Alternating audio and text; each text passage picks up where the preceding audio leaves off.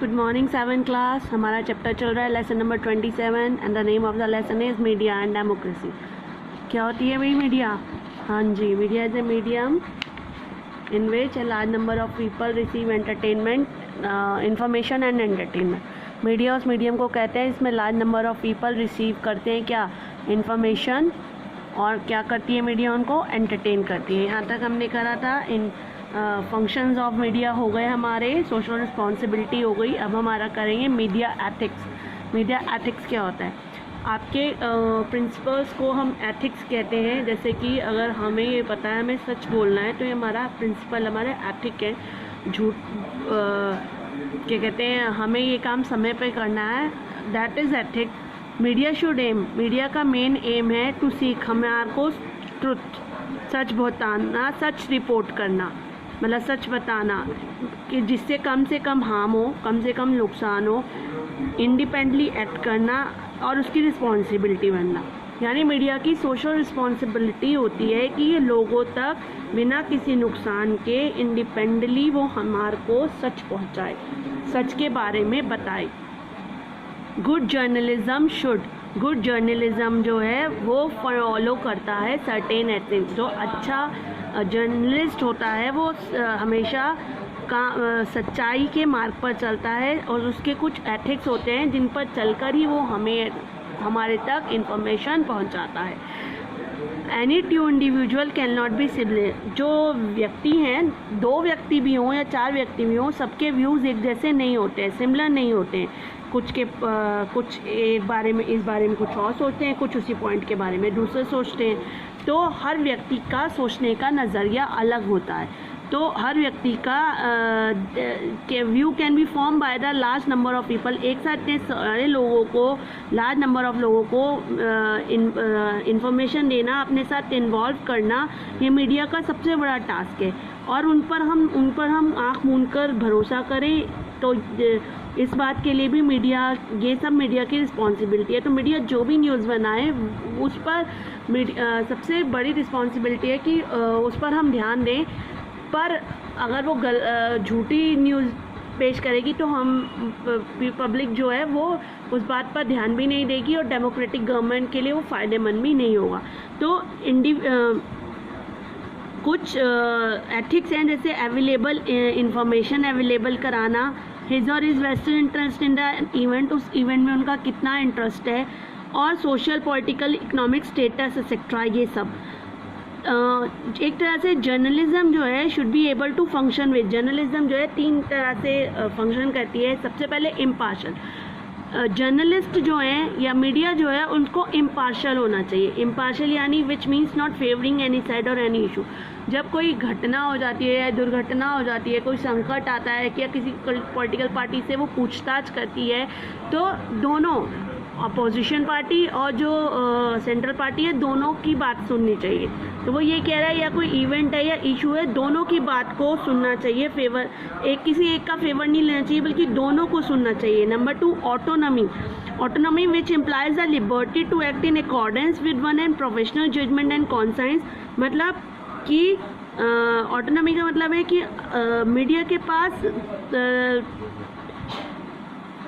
के पास लिबर्टी होनी चाहिए कि अपना वो भी जो भी काम करें उनको कंट्रोल, मतलब अपने आउन अफेयर, जो उनके अपने खुद के मैटर्स हैं वो उनको खुद कंट्रोल करें। उनको कोई पीछे से पॉलिटिकल लीडर्स नहीं है कंट्रोल करें या कोई बिजनेसमैन कंट्रोल नहीं करे, बल्कि उनको अपने मामलों को के प्रति वो जो भी वो काम करने जा रहे हैं वो खुद कंट्रोल करें, खुद।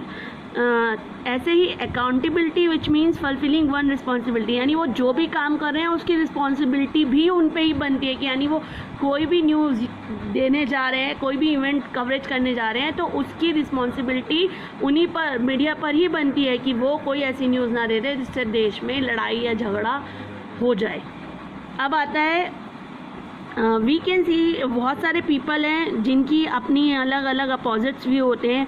एक ही इवेंट के एक ही, कुछ लोगों को लगता है ये इवेंट होना चाहिए, हाँ ये कुछ लोगों को लगता है ये इवेंट नहीं होना चाहिए। अब जैसे मानो इंडिया और पाकिस्तान का ही ले लो, इंडिया और पाकिस्तान में इतनी लड़ाई होती रहती है, पाकिस्तान का लीडर आए यहाँ हमसे बात करने के लिए, कुछ लोगों को लगेगा नहीं आने देना चाहिए, पर कुछ लोगों को लगेगा नहीं आने देना चाहिए, बातचीत तो करनी चाहिए।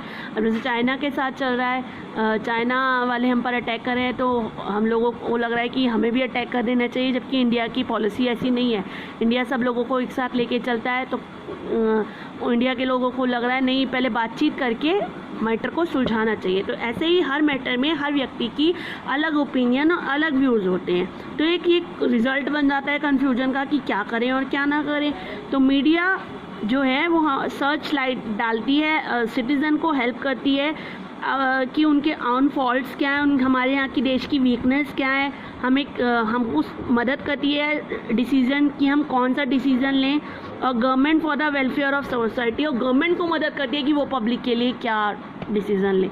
यानी कि जब कोई लॉ पास होता है तो उस पर पूरी लोगों को हेल्प करती है, गवर्नमेंट को भी और मीडिया पब्लिक को भी, क्योंकि हर व्यक्ति की अभी बताया मैंने अलग राय होती है, तो वो उन पर पूरा लाइट मारती है, एक तरह से कवरेज पेश करती है, तो हमको पता चलता है कि इसमें क्या कमी है, क्या वीकनेस है और क्या डिसीज़न लेना चाहिए, और गवर्नमेंट को भी पता चलता है कि पब्लिक उनसे क्या चाहती है।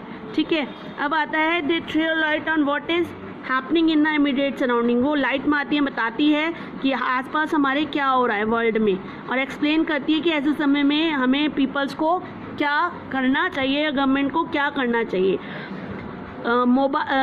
लोगों को मोबिलाइज करती है, समझाती है अगेंस्ट डिज़ायरेबल एक्टिविटीज़, हार्मफुल, बताती है कि ये एक्टिविटी आपके लिए हार्मफुल है, और जो फ़ायदेमंद होती है, यानी वो हमें दोनों ही चीज़ों के बारे में बताती है, एडवांटेज भी और उसके डिसएडवांटेज भी, जिससे कि हम लोगों को मदद मिल सके अपना डिसीज़न लेने में। मीडिया जो है हाईलाइट करती है गुड डीड्स को भी, यानी जो काम अच्छे हैं पब्लिक के लिए उनको भी हाईलाइट करती है, सिटीजन को बताती है वो, और किसके बेटरमेंट के लिए, social betterment, economic betterment, political and cultural life. आसपास का जो हमारा ये सारा एरिया है, social life, economic life, political life, इनके बेटरमेंट के लिए ये वही वाली बात है हाईलाइट करती है, एडवांटेज भी और डिसएडवांटेज भी।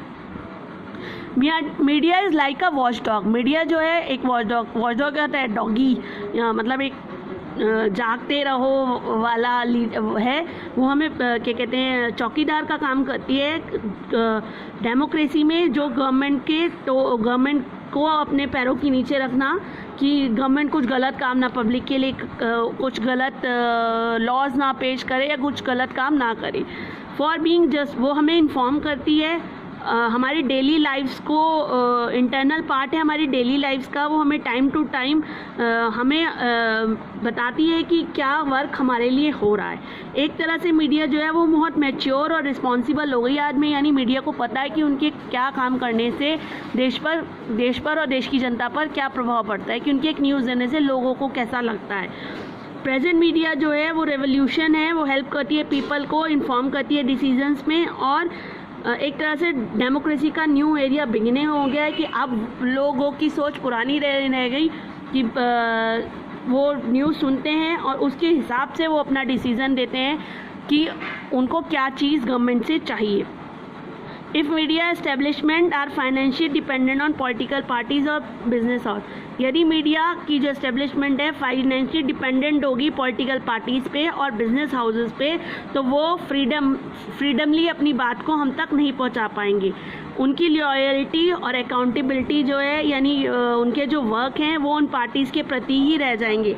इसीलिए ज़रूरी है कि मीडिया के रिस्पॉन्सिबिलिटी है कि मीडिया जो भी काम करे वो सोसाइटी के लिए करे, वो पॉलिटिकल पार्टी से या बिजनेस हाउसेस से डर के नहीं, बल्कि सच को सामने रखे कि क्या सच है, चाहे वो फिर उस पार्टी चाहे वो कोई भी पॉलिटिकल पार्टी हो। तो इसीलिए मीडिया की रिस्पॉन्सिबिलिटी कि उनके काम बिल्कुल सही काम करें और सच के लिए काम करें, जिससे कि लोगों को सच्ची इन्फॉर्मेशन अवेलेबल हो और वो सही डेमोक्रेटिक गवर्नमेंट को चूज़ कर सके। ओके, चलिए, हैव अ नाइस डे। मैं क्लास ख़त्म कर रही हूँ। ओके।